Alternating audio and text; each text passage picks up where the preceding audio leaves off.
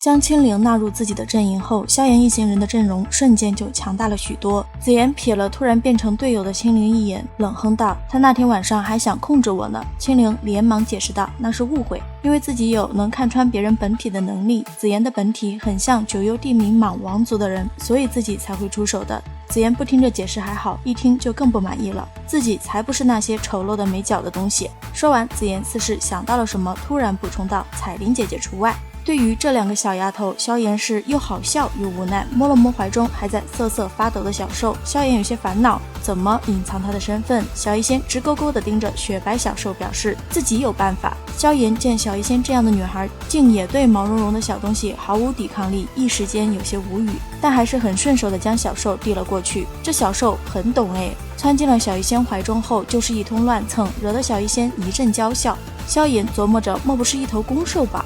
带着复杂的心情，萧炎挥手间收了傀儡们，而青灵见状，眼瞳之中绿芒一闪，也是收回了他的众多保镖们。萧炎一行人眼睁睁地看着那众多保镖凭空消失，化为一缕绿芒掠回青灵眼瞳之内，很是惊奇。青灵便解释道：“碧蛇三花瞳成熟后，眼内就能自成空间，只有被自己控制的东西才能够存放其中，当然也是有极限的，但随着实力的增长，极限也能够逐渐提升。不过被自己控制的人实力会逐渐的减弱，因为碧蛇三花瞳会吸收吞噬他们的力量，然后反馈给自己。”此话一出，萧炎等人都是倒吸了一口凉气。这样搞的话，那青灵岂不是不用修炼，直接去抓强者控制，然后坐享其成就好啦？青灵一看众人的表情，就知道他们想差了，连忙将自己的老底都透光了，表示没有众人想象的那么恐怖，这种吸收吞噬速度挺慢的，以自己现在的实力，顶多只能控制2星以下的斗尊，而且不能超过3个。另外自己能控制的也只能是拥有蛇系血脉的魔兽，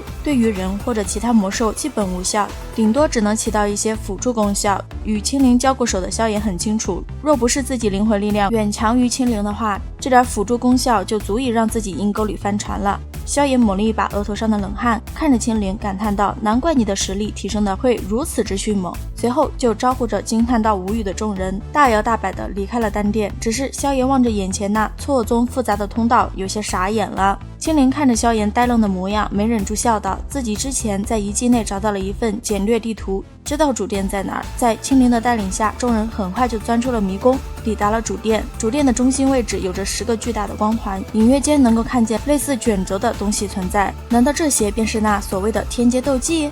定睛一看，原来10个光团中心那里还有一方石座，而石座周围盘坐着10几道人影，竟都是感觉跟天妖魁差不多的傀儡。而石座的正中心有一具通体呈玉白之色的骸骨，手掐绝印，盘腿而坐，是斗圣强者的骸骨。萧炎顿时感觉到嘴巴有些干涩。此时大殿之内，除了少数的独行者外，大部分都是在中州上有些名头的大势力，众人都在等待着封印的消失。萧炎面色凝重地交代众人，待会儿都要小心一些，不要分开。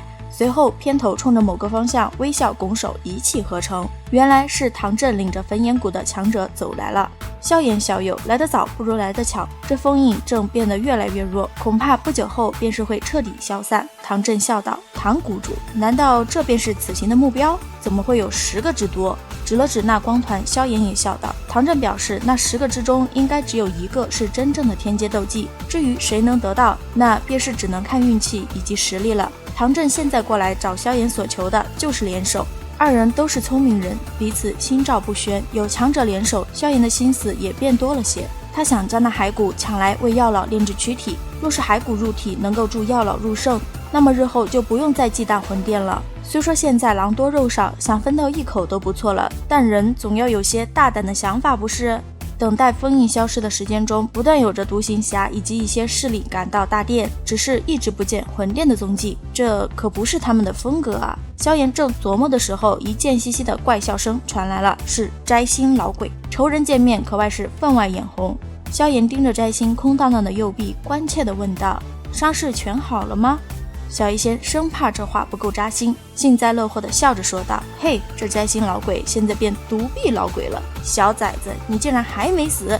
摘星老鬼突然觉得自己断臂处有些痛，面对着暴怒的连脸庞都有些铁青起来的摘星老鬼，萧炎却是一笑，漫不经心的道：“你这老鬼都还活着，我怎能先你一步去死？”摘星老鬼被气得眼睛都快鼓出来了，愤怒地咆哮道：“混杂小子，老夫今日必报断臂之耻！”震怒喝声一落下，大殿之内瞬间响起众多的吸气声。这小子竟有弄断摘星手臂的实力。吼完就发现自己更丢脸了的摘星老鬼显然是已经失去理智了。众人还在震惊的时候，他就冲着萧炎杀去了。萧炎见那摘星老鬼怒扑而来，手掌连握，三团异火瞬间浮现在面前，沉声道：“摘星老鬼，另一只手臂你也不想要了？”这下可好了，给摘星老鬼吓得当场就僵在了半空。这次他可是身负店主亲自交代的任务，若是再出什么差错的话，还是先走吧，留下一句待得一技之事完毕，老夫再来好好收拾你。摘星老鬼就招呼魂殿的强者径直落在了那大殿的最前方。这次倒是有点麻烦了，没想到这老鬼也来了。虽说断了一臂会影响那老鬼的实力，但也是有些棘手啊。天火尊者沉吟道：“不用担心，能让这老鬼重伤第一次，自然能有第二次。而且这里局势复杂，待会儿跟别的强者出手时，魂殿的强者必然会有损伤，说不定连那老鬼都是被缠得脱不了身。”小医仙微微一笑道：“你们跟那些家伙有过节吗？”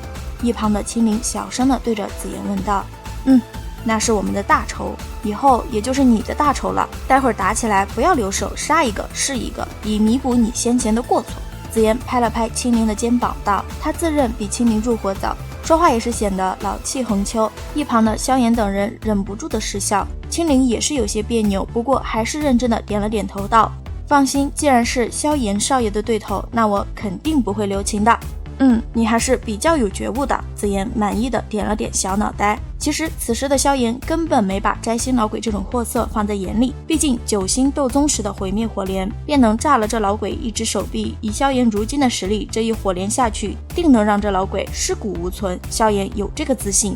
但萧炎没有说明，只在无奈地瞥了这两个女子一眼后，轻声叮嘱道：“等封印解开后，不要着急出手，因为这些东西都是烫手山芋，先到手反而是祸害。”小医仙等人点头表示明白。一旁的唐振见到萧炎并未在宝贝的诱惑下冲动，默默地在心里给萧炎加了不少分，并坚定了与萧炎交好的心。好了，本期分享就到此结束喽，视频都看到这里了，给牛奶点个赞吧，订阅了的朋友记得开启小铃铛哟，这样就不会错过牛奶的更新啦。感谢您的耐心观看，拜拜，下期再见。